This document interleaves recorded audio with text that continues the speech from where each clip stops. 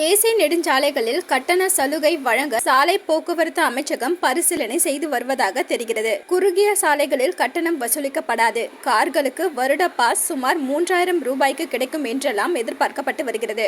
இப்படிப்பட்ட சூழலில் சுங்க கட்டணம் குறித்த முக்கிய தகவல் ஒன்று வெளியாகி இருக்கிறது. இந்தியாவில் அடுத்த 2 வருடங்களில் 25,000 கிலோமீட்டர் இருவழி சாலைகளை 4 வழி சாலைகளாக மாற்ற 10 லட்சம் ரூபாய் கோடி முதலீட்டில் திட்டமிடப்பட்டுள்ளதாக சாலை போக்குவரத்து மற்றும் நெடுஞ்சாலைகள் அமைச்சர் நிதின் கட்கரி அறிவித்திருக்கிறார். 2 அல்லது 2.5 வழித்தடங்கள் கொண்ட குறுகிய தேசிய நெடுஞ்சாலைகளில் கட்டணம் வசூலிக்கப்படாது என்றும், கார்களுக்கு வருடத்திற்கு சுமார் 3000 ரூபாய் கட்டணமாக செலுத்தி வரம்பற்ற பயணத்திற்கான அனுமதி சீட்டு வழங்குவதும் என்ற 2 விதமான திட்டங்கள் குறித்த தகவல் வெளியாகியிருந்தது. இந்த திட்டங்களுக்கு சாலை போக்குவரத்து அமைச்சகமும் ஒப்புதல் அளித்து நிதி அமைச்சகத்தின் செலவின துறைக்கு அனுப்பி வைத்திருக்கிறது.